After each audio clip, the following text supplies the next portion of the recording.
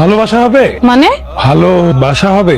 দেখতে পারেন, পছন্দ হলে তো হলোই। আজ নয় থাক, কাল নয় আসা যাক। আজকে যেটা হতে পারে কালকের জন্য সেটা ফেলে রাখবেন কেন? একটু পরে সন্ধ্যা নামবে, মসজিদে আজান শুরু হবে, ধর্মপ্রাণ মুসল্লিরা মসজিদে যাবে, বাকিরা ঘরে ফিরবে, সূর্যটা ডুবে যাবে, অন্ধকারে খুব একটা ভালো বোঝা যাবে না। আচ্ছা, আপনি কি কবিতা টবিতা লেখেন নাকি? মাঝে মাঝে পত্রিকায় দেই, ছাপায় না, তাই তখন নিজেরটা নিজেই পড়ি। নিজের মনে নিজেই রাজা, নিজেই প্রজা। শুনবেন কি? কবিতা? না থাক, অন্য সময়। এই মুহূর্তে যা হতে পারে সেটা অন্য সময়ের জন্য রেখে দিচ্ছেন কেন? ওই যে সন্ধ্যা নামছে। আচ্ছা, এই টুলিটা কি এটা আপনার নাম্বার? এটা আমার মামার নাম্বার, এই বাড়ির মালিক উনি। কারেন্ট আছে? আছে। গ্যাস আছে? আছে। পানি আছে? আছে। ইন্টারনেট আছে? ইন্টারনেট কানেকশন আছে, ডিশ কানেকশন আছে, ময়লাওয়ালা আছে, দারোয়ান আছে, আর কিছু? তাহলে তো সব ঠিকঠাক আছে। কালকে সকাল সকাল তাহলে দেখা হচ্ছে। কাকে চাচ্ছিলেন? জি, গতকালকে বাসা ভাড়ার ব্যাপারে কথা বলে গেছিলাম। ওই আমাকে তো কেউ এরকম কোনো কিছু বলেনি।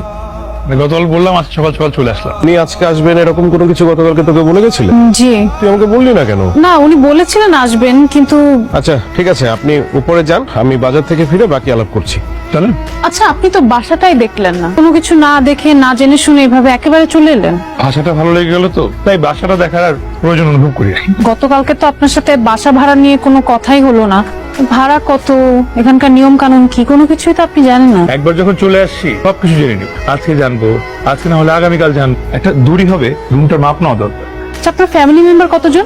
একজন, কোনো ঝুট ঝামেলা নাই। সকালে হাওয়া খাওয়া, রাতে বাড়ি ফিরে কাঁথ হয়ে শুয়ে পড়া। একজন তো ভাড়া হবে না। এখন কদিন পর দুজন, সামনে সংখ্যা শুধু বাড়তে থাকবে, কমার কোনো সম্ভাবনা নাই। কয়দিন পর দুজন মানে আপনার ওয়াইফ কতদিন পরে আসবে? যতদিন না বিয়ে হচ্ছে। মানে আপনি কি তাহলে ব্যাচেলার? ব্যাচেলর হয়ে ঢুকেছি, কিন্তু খুব বেশি দিন ব্যাচেলর থাকতে হবে না আমার ধারণা। খুব দ্রুত একটা ব্যবস্থা করে ফেলবো আমি নিশ্চিত।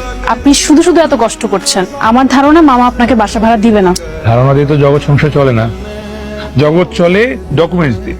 আপনার বাসা ভাড়ার কোথাও উল্লেখ ছিল না যে ব্যাচেলর ভাড়া দেওয়া হবে। আপনি ভাড়া অন্যান্য সবকিছু সম্পর্কে মামার সাথে স্পষ্ট কথা বলে নেন, দোতলায় আছে।